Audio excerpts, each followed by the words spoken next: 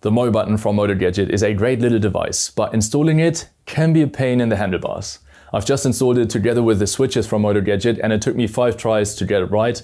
So I thought I'd share with you what I've learned, what worked best, and how I would do it if I had to do it again. In case you don't know what the mo.Button is, it's this little device that sits inside the handlebars and collects all of the signals from your handlebar controls and sends them back to the M unit with just one wire. And that makes your handlebar wiring look super clean. But installing it is the tricky part. So let's start at the beginning and go through it step by step. The first step is to drill holes in the handlebars for all the wires to come out in the right spots. And to know where you have to do that, it's important that you have the handlebars and the controls installed in exactly the position that you want. Then we need reference points, and for that I marked right in the middle between the 2 buttons of the switch. From there I could just measure 10 millimeters inwards and that would give me exactly the spot for the hole. For the bottom outlet I decided to actually run the wire through the handlebar clamp because in the triple clamp there's already a hole in the exact spot. So I drilled a hole into the bottom part of the right handlebar clamp. But maybe you don't want to do that, or this setup is not feasible for what you have on your bike. Then you can choose somewhere between the handlebar clamps for your outlet. And to find the right spot, it can actually be helpful to just grab a few spare wires and experiment with the routing. You want to make sure that the wires don't get pinched or pulled or rub anywhere. And once you found the right spot where you want the wires to come out at, just mark that and then we can drill the holes. For legal reasons, I was only allowed to drill 4mm holes, which was one of the main factors why it was so hard to install everything. And if you live in a place where you have similarly strict rules like us in Germany, then you probably find all of the information in the papers that you got with your handlebars. Also, my condolences. But if you don't, then congratulations, it will be much easier for you to install everything, because let's assume I didn't live in a place where I had to comply with the German regulation. Then I would drill out the holes on the sides for the switches to 5mm and the one at the bottom to 6. I do have to say, however, that I don't know how that affects the stability of your handlebar, so do that at your own risk. But if I had to do it again somewhere else, that's what I would do. For drilling the holes, there's a little guide that helps you to not slip with a drill, which makes it super easy. But if you don't have that, you could also drill them just by hand. You just have to center punch the spot very well and just make sure that you don't slip. After drilling, it's very important that you deburr all the edges very carefully. And for the outside, you can just use a regular countersink, but for the inside, it makes sense to invest in a special tool that's called reversible countersink. It looks like a pen with a blade at the top, and you can insert it by pressing the button, so the blade flips, you release the button, the blade flips back, and then you twist it until you don't feel any burrs anymore, and then you retract it the same way. The next step for me was some planning and some testing. I first took some pictures of the mo.Button because at some point it's gone and I wanted to be able to double check the colors. And then I planned all of the connections that I had inside the handlebars. I have 3 buttons on the right. The bottom is the left indicator, the top is high beam, which is called light on the mo.Button, and then the back is the start, and on the right I have 2 buttons. The bottom is the indicator and the top is the horn. The purple wire is the only one that I don't use because I'm gonna wire out the brake switch individually, but I still pull it out through the bottom to just have it in case anything has to change at some point. My ideal setup for that would actually have been to route the wires through the right-hand switch into the handlebars and then connect everything there. But unfortunately, the wires get too much pinched by the switch housing, so I can't really do that. Next, I planned all of the ground connections inside the handlebars, and because I'm going to install bar end indicators on the BMW as well, I'm going to have 2 more ground connections on either side. So I have 5 ground connections in total that I'm going to join to one bigger lead, and that joint will sit left of my outlets. And for you, this setup might be slightly different because depending on where you choose the outlet, you might want to join that bigger lead from the left side, but you have to see what works with your setup. For the wire size, I'm using 0.22 square millimeter wire for all of the ground connections that go on inside the handlebars, and then I merge all of those into a 0.5 square millimeter wire that then goes to the M unit. To reduce the amount of splices that I had to do, I tried to connect all of the buttons with just one ground wire, which is a little bit tedious, but it works great and looks like this in the end. After you're done with all of the planning, you can already see which connections you have, and now is a good time to just grab a few spare wires and practice those so you actually know what works best before you attempt it on the handlebars. I, for example, noticed during my testing that the little screws in the button terminals can cut some of the little wire strands if you tighten them too much, but you also want them to be tight. So what I decided to do in the final assembly was to tin these areas of wires so they're better protected. connected. Something that I would probably not have noticed if I just went for the final assembly. And I also tested how I could best join all of the ground wires together. Initially, I wanted to crimp them and install them before the mo.Button because the crimp is too big to do that after I already pulled the wires from the mo.Button through. I tried that 4 times. All of the 4 times it didn't work because then in the end, I would always lose wires that I had to move all the way to the left. So I had to switch plans and decided to solder in the end. But since I've never soldered before, I also had to test that, especially since we're joining 5 wires together and we need to have a very slim profile. But I'm going to show you in more detail how I've done it once we reach that step. Now we actually get to route the wires through the handlebars. And a little word of caution here, which I only unfortunately noticed quite a while in. All of the moving around of the handlebars can actually stretch the paint. And to prevent that, I first taped some duct tape around the contact areas, but the best setup that I found was to use my machinist vise from the drill press with some soft vise jaws, and that worked the best. So now we need to get all of the wires out of the right holes while pushing the mo.Button in. And if I had to do it again, I would do it in the following order. I would first do the grounds for the switches, then install the mo.Button and get all of the wires out through the right holes, then install the grounds for the indicators, connect all the grounds, push the ground joint in, and then lastly, the positive leads for the indicators. So let's start with the grounds for the switches. For that, cut a long piece of the 0.22 square millimeter wire and give yourself enough slack with all of these things. You never know if you have to redo a connection or so and you don't want to be too short. Once you have that, push it in through the switch hole towards the bottom hole. And here you probably don't get it out right away. It sometimes happens that it pops right out, but if it doesn't, then you can do the same like I did. I used some flower wire and bent the front to a tiny hook, and then I grabbed onto that wire. And it's very hard to pull it out because the wire doesn't want to bend that sharply.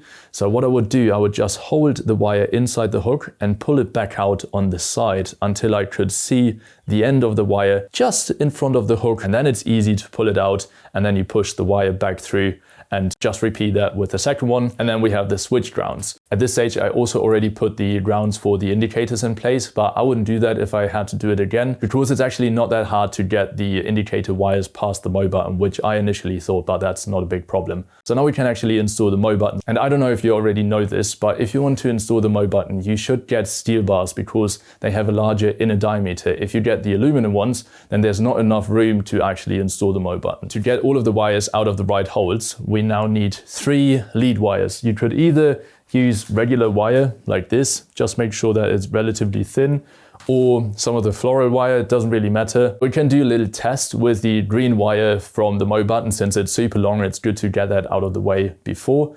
So you just push one of the lead wires in from the bottom through the handlebars to the right side. And then once it's out, we connect the green wire from the mo.Button to the lead wire. And what I found works best is to use some heat-resistant masking tape or any other kind of tape that is strong but thin. Don't use duct tape, that doesn't work. At first I used small pieces, but I found that it actually works best if you have a relatively long piece and then just tightly wrap it around. If you have a tape that is wider, don't wrap it around like 10 times. Just cut it after 1 or 2 turns because you don't add any more strength, you just make it bigger. And it's the same technique for 1, 2 or 3 wires, it doesn't matter how many you add. So once we have those connected, you can pull on the lead wire and pull the green wire through until it pops out at the bottom. For the other ones, we now need to push in lead wires from all of the 3 holes out to the right and then connect the corresponding wires to where they have to go. So for me, for the left switch, that is orange, blue and yellow. For the right switch, that is white and red. And for the bottom hole, that is black and purple. Just try to get the bundles wrapped as tightly as possible so you don't lose them on the way or when you pull them out through the hole. And once all of the wires are connected, we can carefully start to pull on the leads. And if you do everything in this order, then there's not much going on in the handlebars at this point, and you should actually be able to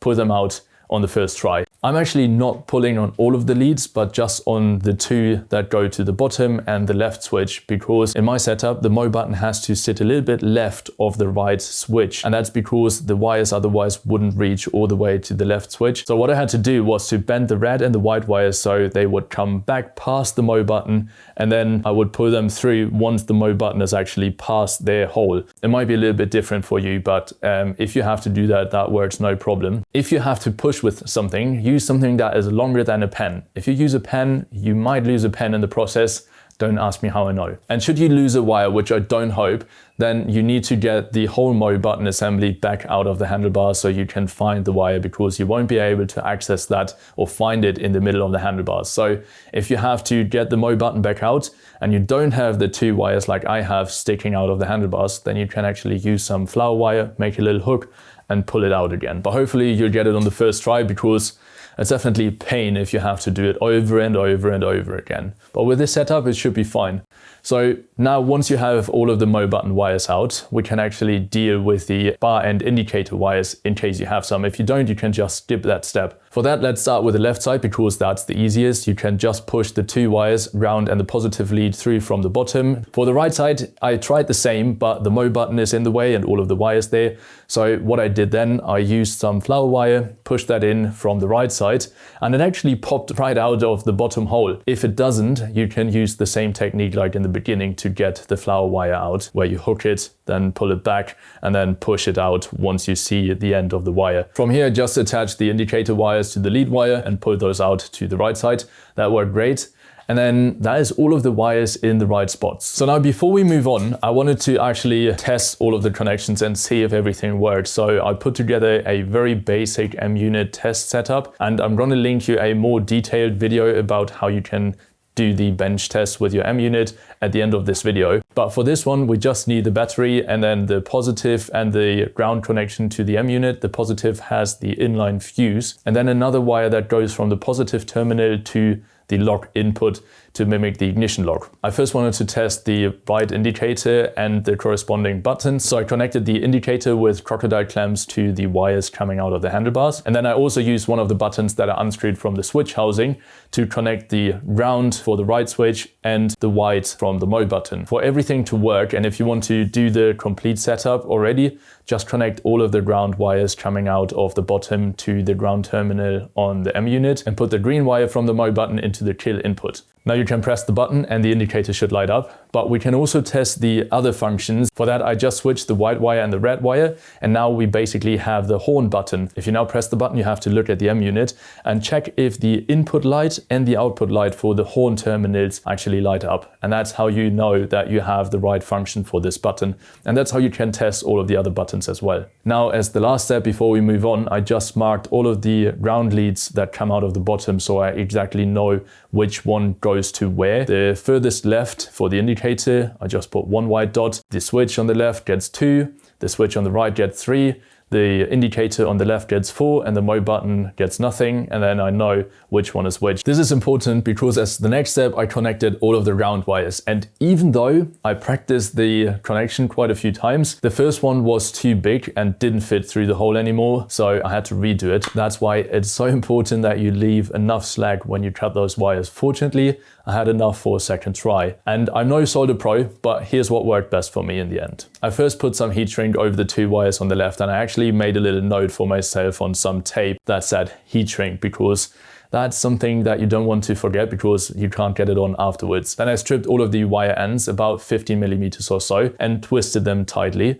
And then I twisted one from the right, one from the left, together to one, and I made sure that that would be as flat as possible. For the soldering process itself, I used some flux on the connection, heated it up from the bottom and fed in solder from the top so the solder can actually flow through all of the wires. Once that's solidified, I added the other wire from the left and the main ground wire, the 0.5 square millimeter wire that's going to exit the handlebars from the right. And then in the last step, I had 2 more small wires coming from the right, and I tried to twist those into the grooves that were there to not add too much width. Fortunately, this time it actually fit through the hole, and I just pushed that in so it would sit somewhere in the middle of the handlebars. Now, before we actually install the switches, I wanted to protect the wires where they come out of the holes. So I first pushed the wires a little bit into the handlebars so I have a little bit of slack in case something goes wrong down the line. And then I added a fitting heat shrink and heated that up. Now that that is done, we can move on and actually install the switches. And if you're also using the Motogadget switches,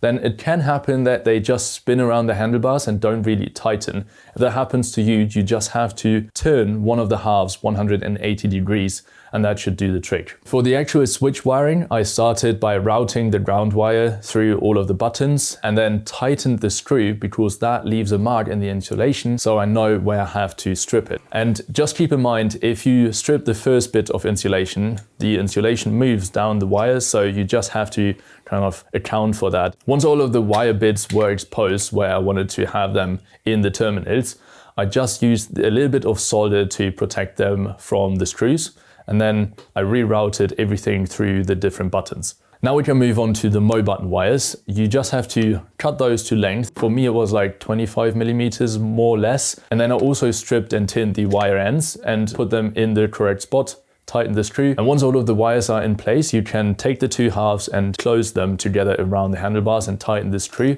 But just be careful at this point. I had to shorten the mo.Button wires on the first assembly because they were a little bit too long, and I would have pinched them if I just forced it together. So just be careful at this point. As the last step before installing the bars back on the bike, I added some protective sleeving from tack flags around the wires that come out at the bottom, and then I routed that bundle of wire through the handlebar clamp, through the triple clamp, and installed the handlebars back on the bike. Now the last step that I want to do is to add a plug. I want to be able to actually detach this part of the wiring harness from the main part of the wiring harness. So I'm using a DTM series connector from the Deutsch pin connectors that I got from JR Ready. I'm going to link them down below in the description in case you want to check them out. And now you might point out that this doesn't fit through the hole in the triple clamp and the handlebar clamp. And I know what I have to do every time I want to take the handlebars off is to de-pin this part of the plug, and I'm willing to make that sacrifice. If you didn't want to add a switch, you could just hook everything up straight to the M unit, the green wire to the kill input, ground to ground terminal, and then the two indicator wires would go to the turn output side. I'm also going to do those connections a little bit later when I actually hook up all of the rest of the M unit